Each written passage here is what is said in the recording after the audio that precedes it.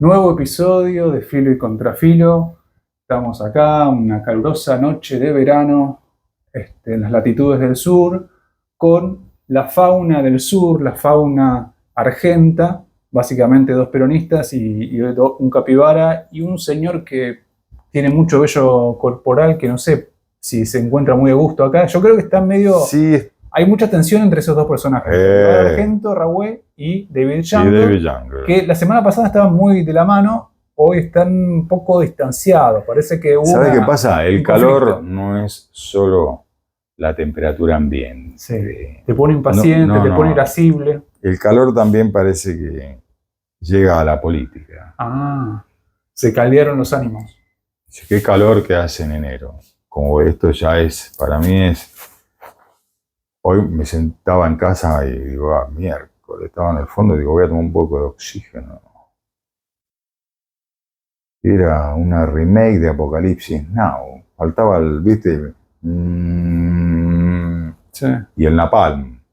Sí, nada más. Los helicópteros. Helicóptero, ¿viste? Digo, Dios mío, esto, por Dios. Por Dios.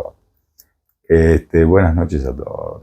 Sí, Daniel, acá andamos soportando los 30 y pico de grados largos de temperatura. Está kenchi. Bueno, pero bueno, es lo que hay. Sí. Nosotros no buscamos excusas para nada. Nada es excusa para dejar de pensar la historia, el presente, la política. Los filósofos griegos no dejaron de... Aristóteles no dijo, no, hoy no pienso porque hace calor. Kierkegaard no dijo, no, hoy está nublado, hace mucho frío, mucha humedad, no voy a dejar de escribir mi capítulo o mis frases de temor y temblor. Así que no es una excusa para no pensar. No hay excusa, no hay excusas. Veníamos hablando los podcasts anteriores sobre repasando la historia reciente y, digamos, periodos análogos a los que estamos viviendo hoy. Y también, digamos, momentos, quizás hoy vamos a abordar momentos en los que se debatía qué era el Estado, en un país relativamente joven como el nuestro, qué era el Estado y qué es la presencia del Estado. El Estado presente significa que haya administración pública para subvenir las necesidades de la población, o que esté presente en cuanto a represión y violencia sobre los cuerpos para combatir o moderar las protestas de los postergados. Entonces, hoy vamos a abordar la cuestión de cómo el Estado, incluso ya con un gobierno que intentaba ser popular, como el primer gobierno radical, cómo administró o mal administró los conflictos. Hablamos de conflictos entre David Younger y Raúl, los conflictos sectoriales o los conflictos de clase. Sí, y tenemos, bueno, el ejemplo de lo que ocurrió en la Semana Trágica, en los años 19 y 20, y la Patagonia Rebelde, digamos, lo que ya se conoce como Patagonia Rebelde a partir de las obras literarias y cinematográficas, de los conflictos justamente de los obreros rurales del sur. ¿Qué podemos revisar de esa historia que nos diga algo respecto a lo que hoy el discurso dominante del Estado quiere hacernos creer que debe ser el poder de policía del Estado? Claro. Sí, me quedé pensando en el radicalismo, en su origen histórico. Porque, si bien es cierto que allá por el 1919, como bien decías, estalla este conflicto que es en definitiva lo que va a ser el emergente de esas tensiones que venían prohijándose desde atrás, producto de un gobierno que no era el clásico gobierno conservador. La Argentina venía desde 1880, ¿sí? Recordemos todo, 1880, la famosa generación del 80, donde Roca, Juárez Selman, Carlos Pellegrini, ¿viste? Esa sucesión de presidentes oligárquicos, la república oligárquica instalada con el viso de democracia, una democracia que no era tal, Sí, lo que era una república oligárquica donde votaban algunos, donde los candidatos a la sucesión presidencial, creo que ya lo hemos repetido varias veces en otros episodios, pero es bueno recalcar el tema. En esas épocas, las sucesiones presidenciales se elegían en la Cámara de Comercio Argentino-Británica, Daniel. O en el Jockey Club. En el Jockey, sí, o salían del Jockey Club y terminaban en la Cámara de Comercio, o viceversa. Pero estaba allí estaba el poder. Y entre las familias oligárquicas argentinas, esas pocas familias, la élite, yo la llamo oligarquía clásica, en eso soy muy aristotélico en la definición. Fíjate, perdón, no te Sí, fíjate que se reinstauró en el debate público la palabra oligarquía porque en su discurso de despedida, Joe Biden habló justamente de eso, de los oligarcas. De los oligarcas. Que estamos Biden. George, sí, Juan Domingo Biden. George Sleepy Biden. Que, digamos, Biden. no sabe dónde está la puerta de salida. Bueno, pero digamos que no es uno. Muchas veces entre los gorilas estaba la cuestión de que, bueno, el que habla de oligarquía, no, porque es un dogmático peronista. No. Oligarquía es una palabra, es un concepto con una tradición muy extensa. A ver, vuelvo un poquito atrás. No me des manija. Vamos a ver. Vamos a desasnarnos, Daniel. Sí. Y quien quiera oír que oiga, del otro lado. Siglo 3, 4 antes de Cristo, en la antigua polis griega, proliferaron los clásicos de la filosofía, entre ellos un tal llamado Aristóteles. Y él fue el que consagra los regímenes políticos que están vigentes hasta aún hoy, en las formas puras e impuras de gobierno. Estamos hablando de 2400 años atrás. Dice formas puras de gobierno. ¿Cómo las define a todas esas formas puras? El vínculo esencial es la persecución y la búsqueda del bien común. Por eso las llama y las define como formas puras de gobierno. La búsqueda, el ejercicio del poder para la búsqueda del bien común. Y allí define los conceptos claves de monarquía, aristocracia y democracia. ¿Bien? Pero también sostiene en su análisis Aristóteles que estas formas puras tienen sus desviaciones, sus modos corruptos. ¿No suena esa palabra? La corrupción de las formas puras de gobierno degeneran en otras formas de gobernar, que hoy, lógicamente, ya no son puras, sino impuras, porque no persiguen la búsqueda del bien común a través del ejercicio del poder. Y entonces dice, a ver, a la monarquía, ¿qué le puede suceder al buen rey, al rey justo? ¿Te acuerdas de la teoría del rey justo? Puede ser que se corrompa, abandone la búsqueda de ese bien común para todos los que habitan en la polis. Y entonces se transforma en ¿qué? Deja de ser rey. Se transforma en un tirano que ejerce el poder para su propio beneficio y como único objetivo conservar y mantener el poder a costa de lo que fuere. ¿Bien? Forma impura. Desviación de la monarquía, la tiranía.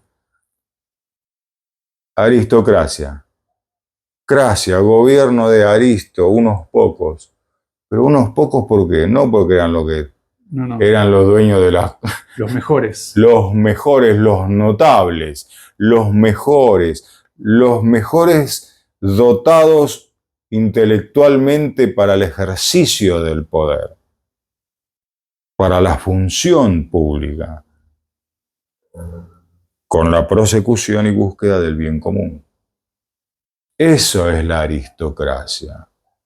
Ahora, cuando buscan no el bien común, sino el propio, y sobre todo cuando ya no son los mejores, sino los más ricos, no es Los más ricos, los más corruptos, los que no tienen ni Dios, ni patria, ni bandera, y les importa un bledo el destino de los que viven allí, ya no es no es un gobierno aristocrático, es un gobierno oligárquico, y ahí viene oligarquía. Arquía, gobierno de una minoría que ejerce el poder en su propio beneficio de clase, sin tener en cuenta ningún valor de ningún tipo. Estamos en manos de oligarcas. Gobiernan y ejercen el poder haciendo uso y abuso de todo lo que precisamente les facilita el ejercicio del poder. Uso y abuso de todas esas herramientas de las que se dispone desde el Estado, desde el poder mismo, para su propio beneficio. Esa es una oligarquía. Y esa república oligárquica anduvo por Argentina. Pero antes de continuar con el tema de Argentina que estábamos hablando, vamos a definir la última, así cerramos el cuadrito, ¿viste? Porque la democracia era el gobierno de los demos. Los demos eran las pequeñas unidades territoriales, geográficas y humanas, en las cuales se hallaba dividida una polis, en este caso Atenas. Cada una de esas divisiones, de esas jurisdicciones, se llamaba demo. Era una unidad territorial y humana. Cada demo elegía a un representante y los representantes electos formaban el gobierno democrático. De allí viene la palabra democracia. La desviación, la forma corrupta. La desviación, la corrupción de ese gobierno democrático que ya no son los representantes de los demos, sino que son los representantes de sus propios privilegios e intereses y encima en ejercicio del poder público. ¿Cómo se llama eso? Demagogia. La desviación. Forma impura. Listo. ¿Terminamos el cuadrito? ¿Lo dejamos a Aristóteles? No, porque me viniste con que los peronistas, que hablamos de la oligarquía. Pará, yo le aviso a los que no son peronistas, muchachos, no lo inventamos esto nosotros los peronistas. Lo que sucede es que sí sufrimos históricamente, desde nuestro nacimiento y antes de que el peronismo aflorara a la faz política en la República a mediados del siglo XX, antes hemos sufrido, el pueblo vino sufriendo los ejercicios oligárquicos y despóticos de una minoría. ¿Está? O sea que la oligarquía no nace con el peronismo. Y sí, es cierto que denodadamente a partir de allí, desde el 45 hasta hoy, el único objetivo de esa élite, minoría oligárquica, ya definimos lo que es, está empeñada en destruir el movimiento nacional. Y lo ha hecho a lo largo de la historia. No es que yo lo digo, ay, no, porque yo soy peronista. No, flaco, muchachos, chicas, chicos, quien quiera oír que oiga, y quien quiera leer y buscar, que busque los golpes de Estado que se suceden en la Argentina en el siglo XX. Y van a ver cuál es el objetivo. El objetivo primordial, es recuperar los resortes del Estado y del poder, utilizando en muchos casos a las fuerzas los servicios de un sector de las Fuerzas Armadas. Allí se constituyen las dictaduras. ¿Dictaduras militares? No, no solo militares. Los militares fueron los que iban al frente y ponían la cara, pero los resortes del poder real estaban en manos de civiles. Los ministerios de Economía eran civiles y eran conspicuos personajes de los sectores más reaccionarios de la sociedad. Estoy hablando de esas épocas, y no tanto de esas épocas, sino de las actuales también. ¿Sí?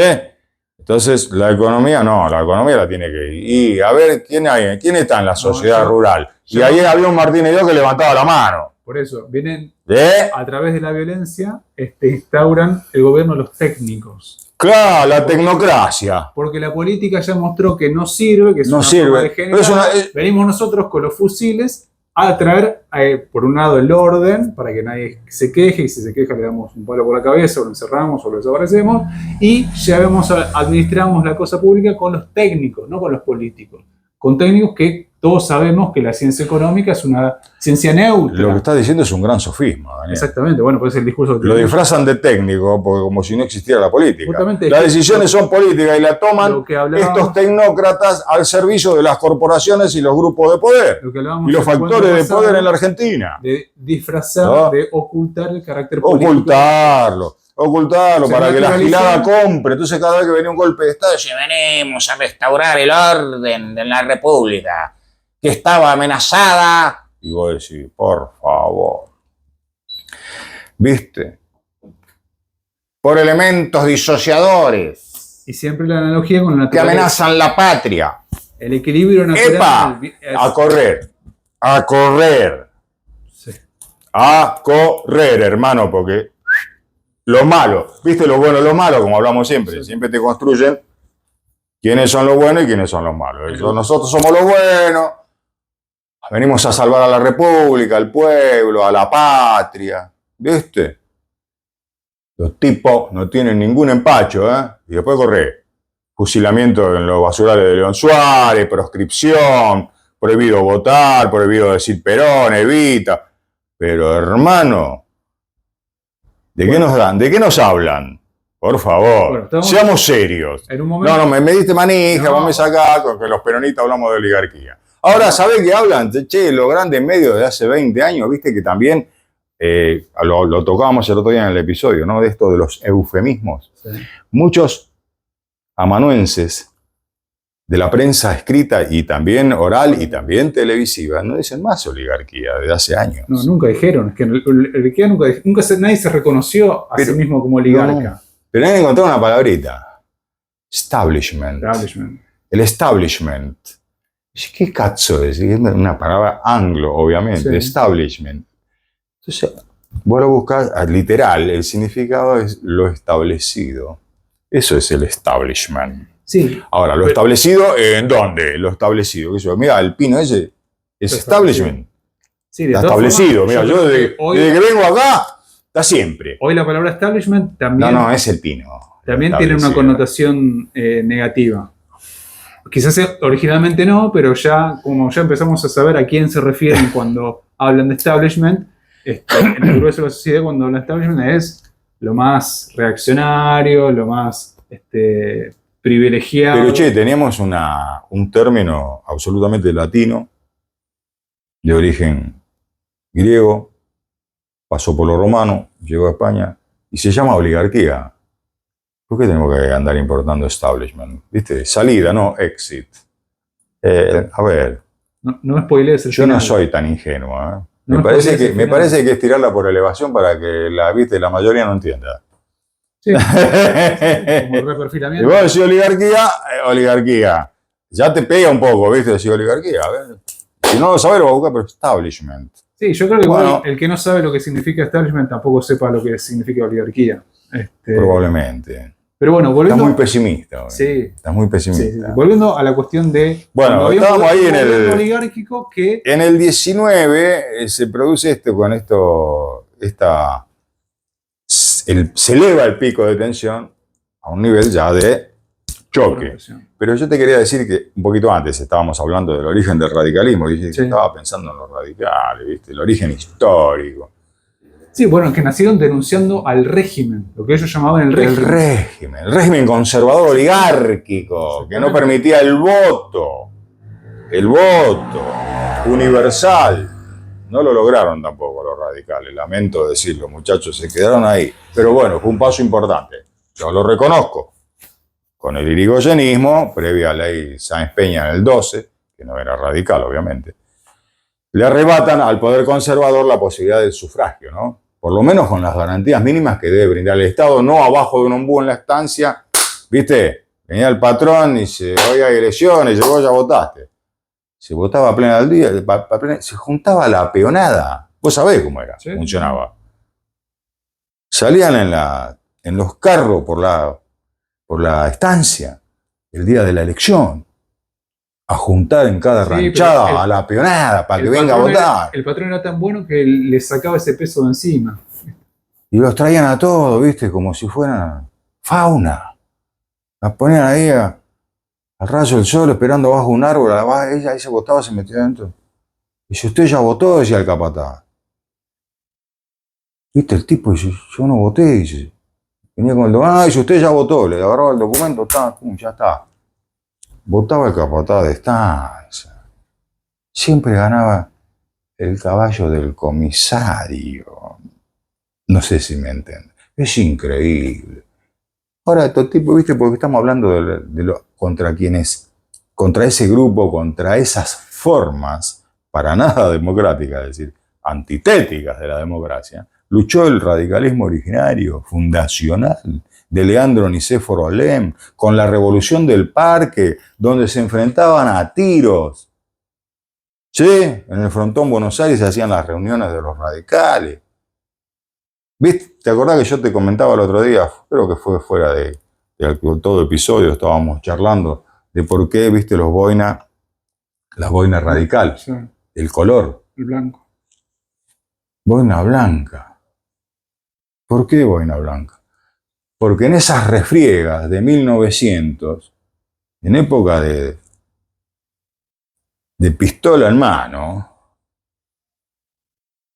en una de esas refriegas, un puntero radical que tenía a su cargo otros compañeros en la lucha, y en plena refriega dice, nos estamos matando, viene y se le acerca a uno y dice, jefe, dice, nos estamos tirando y matando entre nosotros.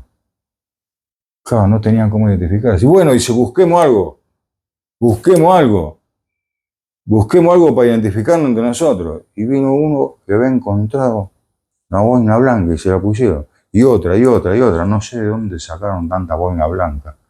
Empezaban a repartir y ahí quedó. Ese es el origen de la boina blanca del radicalismo. Un uniforme de guerra. Un uniforme de guerra y de identificación. Sí. Dicen, mirá, yo estoy de este lado, no nos matemos entre nosotros. Pero surgió en el contexto de una surgió en un confederación. contexto de lucha abierta contra los conservadores, contra el régimen, como bien dijiste vos, la lucha contra el régimen. Así nació la histórica Unión Cívica Radical, cuya sigla para aquellos que son radicales y aquellos que no lo son, o sea, para todos, es bueno decir, Unión Cívica de Civiles Radical. ¿Por qué radical? Para cambiar de raíz, dijeron. Por ahí, de ahí el nombre. Para cambiar de raíz, ¿qué? El régimen, el sistema, fundamentalmente, que abra las puertas a la participación popular y a la consagración de la ciudadanía institucionalizada desde y por el Estado, cosa que no ocurría. Así nace el radicalismo. Ese es el origen. Yo le digo a muchos que se dicen radicales, ¿viste? Porque yo ahora no veo radicales, no veo dirigencia radical. A eso me refiero. Se ha ido tan lejos esa dirigencia que no tiene nada que ver, y si no, los desafíos del otro lado es que me nombren un chabón o mujer, dirigente radical que haga honor a esas banderas históricas de lucha de la Unión Cívica Radical, que honren a Hipólito Yrigoyen aún con todas sus defecciones, que la vamos a ver, y a los que también estuvieron atrás, y a los que vinieron después, como Raúl Scalabrini Ortiz, de origen radical, Arturo Jaureche. Mira vos, forjan la década infame. La década infame después del golpe a Irigoyen. Viste que fundan Forja, la Federación de la Joven Argentina. Fuerza de Organización de la Joven Argentina, así era. Fuerza de Organización Radical de la Joven Argentina. Forja. Y ahí en Forja estaba Raúl Scalabrini Ortiz, Arturo Jaureche y otro más. Pero son los que más descollaron por su labor política, por su capacidad dirigencial y por su gran pluma. Jaureche y Scalabrini Ortiz. Hay libros de Scalabrini Ortiz imperdible, ¿no? El que quiera entender cómo fue la trama de los ferrocarriles ingleses en la Argentina, en el Río de la Plata, ¿no? Se llama así el libro, Historia de los ferrocarriles en el Río de la Plata. La penetración británica, el control, el poder. Cómo fuimos una colonia inglesa hasta 1945. Bien. No me quiero ir por el tema, porque le estoy dando mucha bomba a la Unión Cívica Radical, contra los cuales ya te darás cuenta por mi discurso que no tengo contra el afiliado absolutamente nada, y menos por el origen histórico de ese partido político. Sí. Al contrario, pero lo que sí me avergüenza y siento vergüenza ajena es de ver el presente de la dirigencia que se dice radical. Es repugnante. Es repugnante. Repugnante en términos de la política, no personales. Repugnante, en cuanto a praxis política. Bueno, volviendo al tema, no me desmanije. Estábamos hablando de esta cuestión de el fin del gobierno oligárquico, del régimen. Claro. Llegan los radicales al poder y se encuentran con problemas, ¿viste? Sí, porque una Argentina estaba cambiando, con un flujo migratorio muy grande. Muy importante. Con muchos conflictos que venían de Europa, conflictos de clase, literalmente de clase, o sea, el capital contra el trabajo.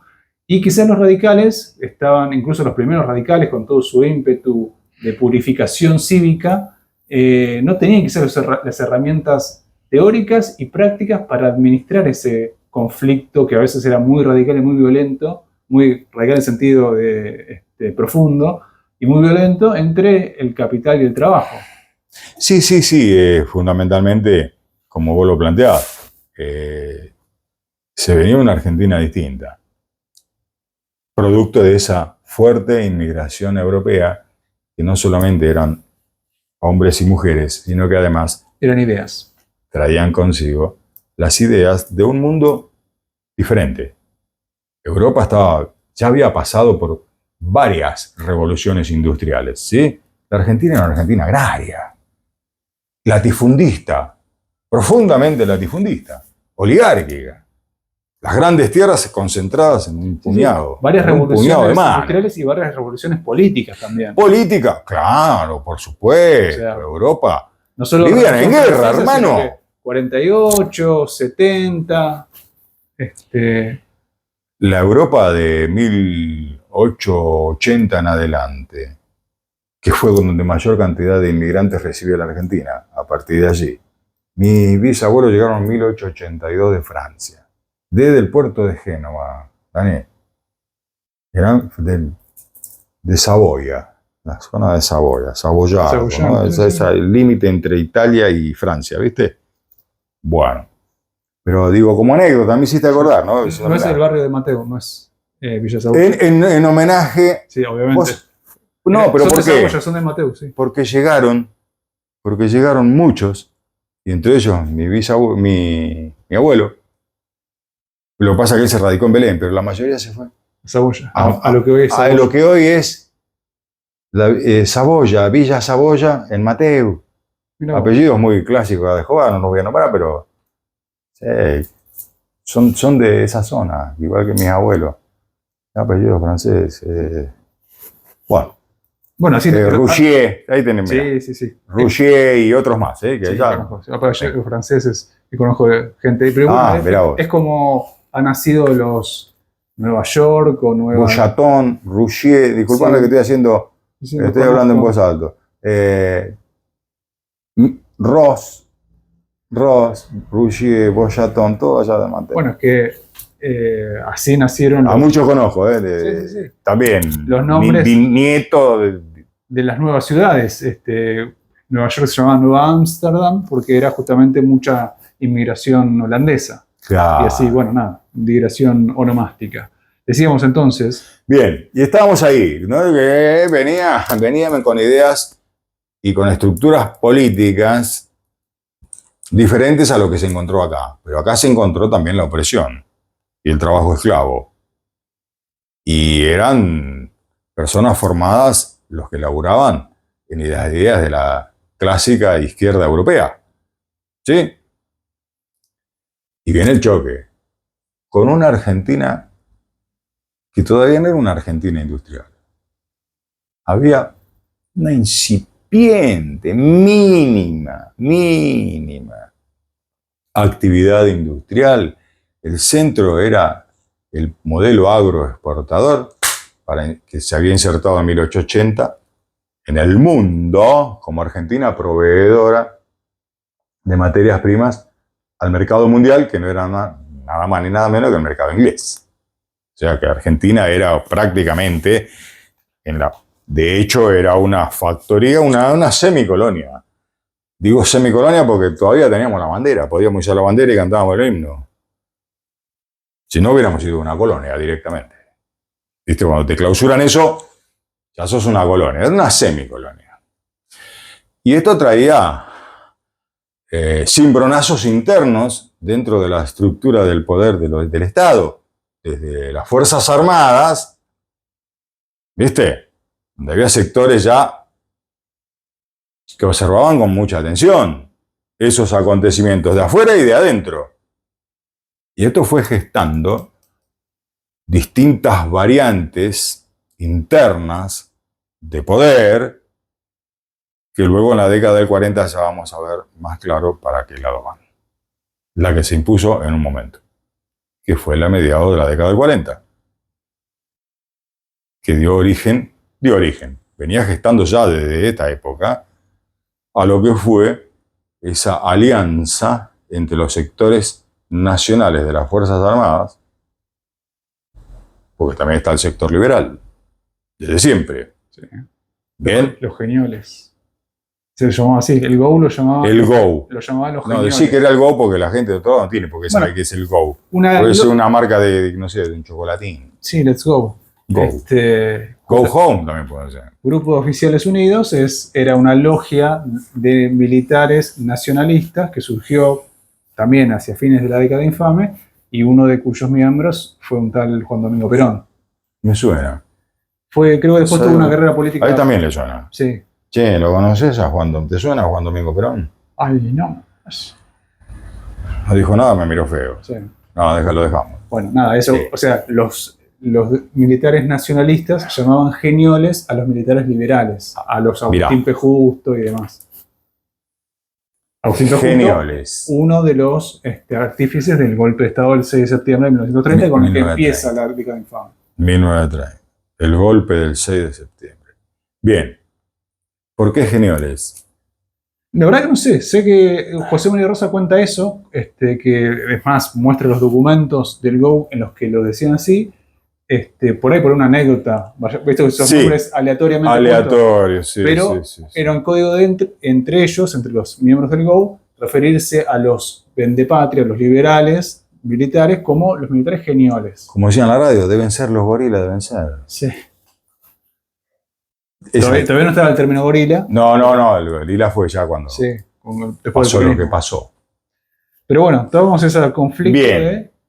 No nombremos más, no hablemos de esta fauna porque se me está. En cualquier momento salta la yugular. Algunas notas al pie que no amerita desarrollar. Vos simplemente seguí con el decurso de la exposición. Yo simplemente algo para. Es bueno. Condimentar. Para tirar ahí un ingrediente, ¿viste? Cada uno de estos asteriscos uno puede decir un montón de cosas. Que bueno, por ahí nos desvían del tema de la. Un poco de orégano, ¿viste? Claro, pimentón. Sí. Daniel, él se encarga de... Sí, ají picante, mi idea no es provocar, pero bueno, yo creo que vos sos muy sensible a... Si tu idea no es provocar, mirá, lamentablemente estoy fracasando. Fracasás. Estoy fracasando, sí. Cada vez que vengo y me siento acá, loco, me tirá que los peronistas decimos que la oligarquía, no, para. Yo soy... Ya esa me quedó, ¿viste? Yo anoto. No maten al cartero, yo traigo el discurso del otro, como para que podamos atacarlo. Bueno, así ellos dicen esto, mirá qué falacia, mirá qué discurso. Una falacia. Claro, es un sofisma. Sofístico. Bueno. Más. Pero bueno, eso, no nos olvidemos del...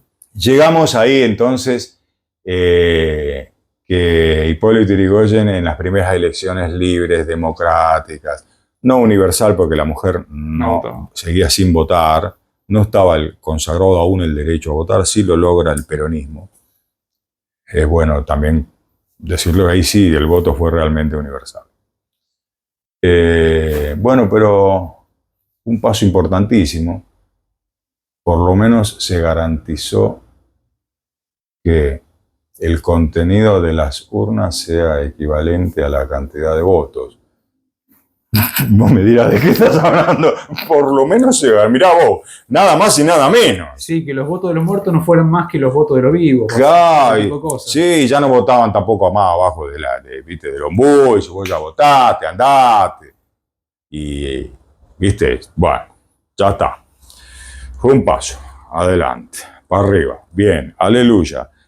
Hipólito Yrigoyen asume en 1916 la primera presidencia y se va a extender hasta 1922 porque eran 6 años. En esa época nuestra Constitución establecía el mandato de los presidentes electos por el periodo de 6 años, no como ahora que es de 4. Bien. 1919, o sea que a mitad de mandato pasa lo siguiente. Voy a leerlo textual, si me permitís. Por supuesto.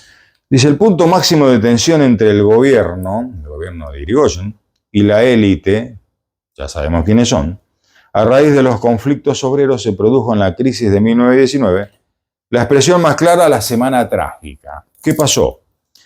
En enero del 19, una huelga en los talleres metalúrgicos Vasena, de la famosa, célebre familia de quién? Krieger-Vasena. De Krieger-Vasena. Que fue después ministro. Que fue ministro de Economía de qué? Nosotros no, ¿eh? No, de Onganía fue, ¿no? Claro. Durante la dictadura de Juan Carlos Onganía, 1966. La Revolución Argentina. Argentina. Se autodenominaron así. Buenas noches, disculpen. No maten al cartero, no maten al cartero. No, sí, es cierto, es así lo llamaban los junglistas.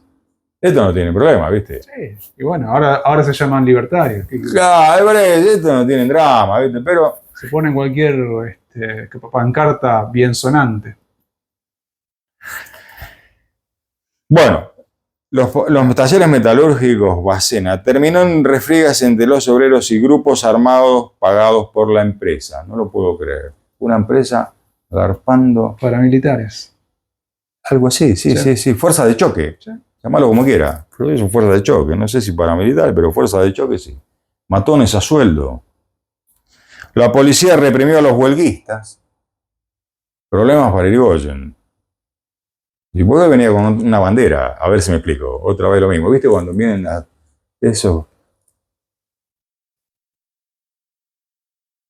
La policía reprimió a los huelguistas provocando muertes y el conflicto se extendió a otros sectores sindicales de forma tal que la ciudad de Buenos Aires se convirtió en un campo de batalla entre policías y obreros.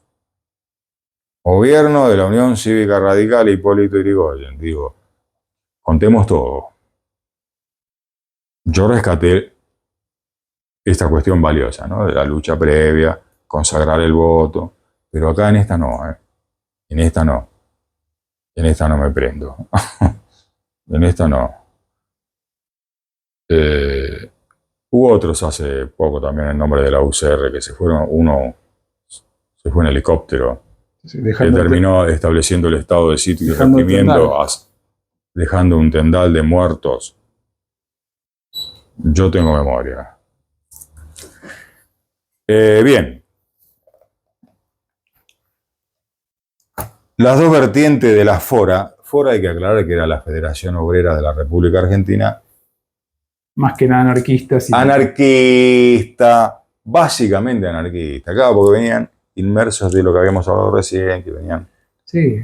Una nota al pie que... nutridos de estas ideologías europeas. Y eran muy ligados a ciertos oficios, por ejemplo, zapateros y panaderos. De hecho, el nombre de las facturas... ¡La factura! Sí, Daniel. Los anarquistas en su afán, en su doctrina anticlerical, antiestatista, antipolicía. Por eso hoy comemos... Y antimilitar, por eso decía el vigilante. Los vigilantes, los suspiros de monja. Suspiros de monja. Y otros nombres por el estilo.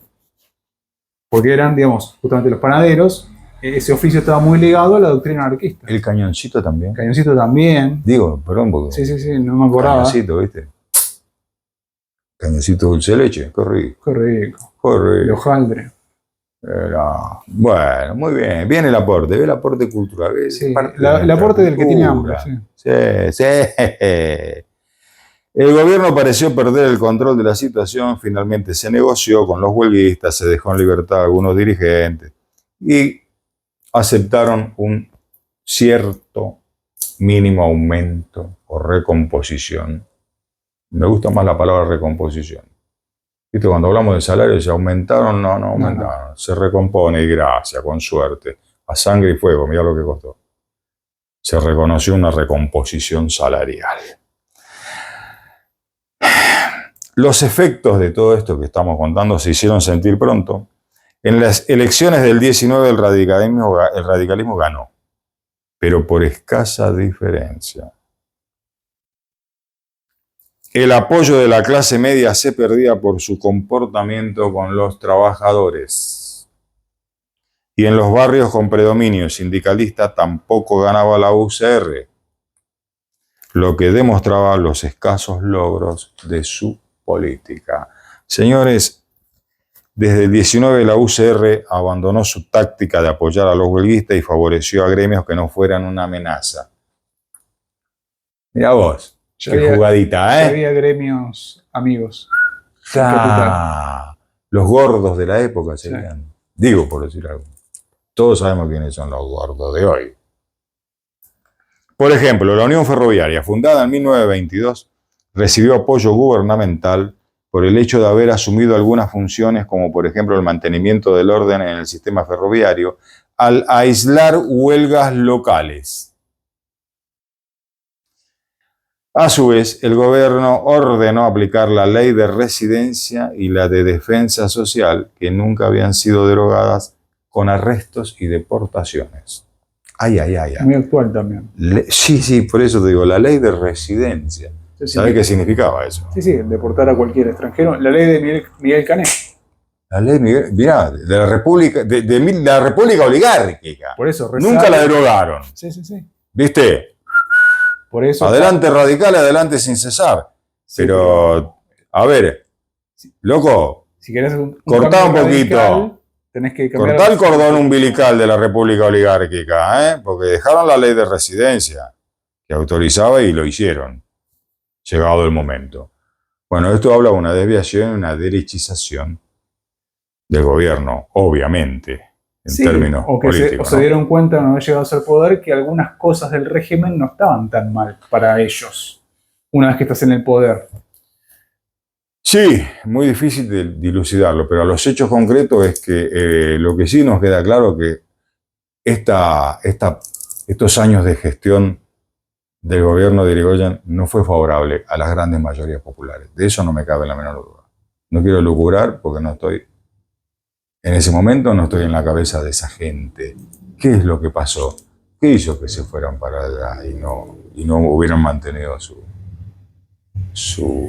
rumbo? Me parece que es un histórico. Un buen momento para hacer un corte y seguir con estas cuestiones que se volvió a repetir unos años más tarde en el sur.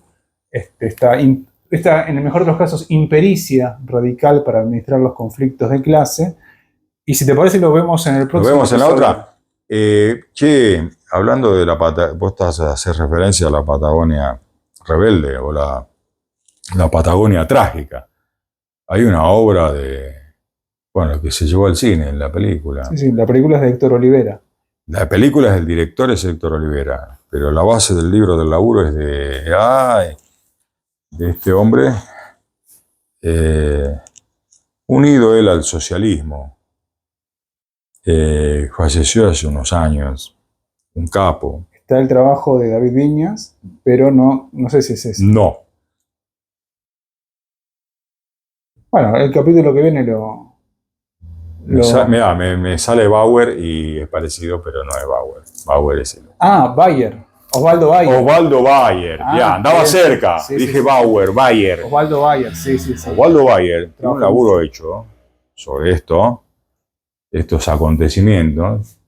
Él estuvo allá, en la zona. Yo lo recordé in situ porque hace unos años paseando por la Patagonia, fui a algunas de estas estancias, estos lugares donde ¿Y estuviste en las cárceles? Sabes que sí, che. Un testimonio, crudo testimonio de nuestra historia, y no tan lejana. Tan crudo como el clima. Y ay Dios mío. Y bueno, hay una historia ahí. Todavía queda, ¿viste? Están los rastros, y al que le interesa, vos los encontrás, los lugares. Está allá aquel. Pucha, che. Abordemos ese tema, si te parece, en el capítulo siguiente. Bueno, dale, sí, lo seguimos. Cerramos acá este episodio. Cortamos acá este episodio y bueno, y ya nos preparamos para la Patagonia. Prepárense trágica, porque la semana que viene seguimos con esta cuestión de los radicales, siempre con la brújula desmagnetizada.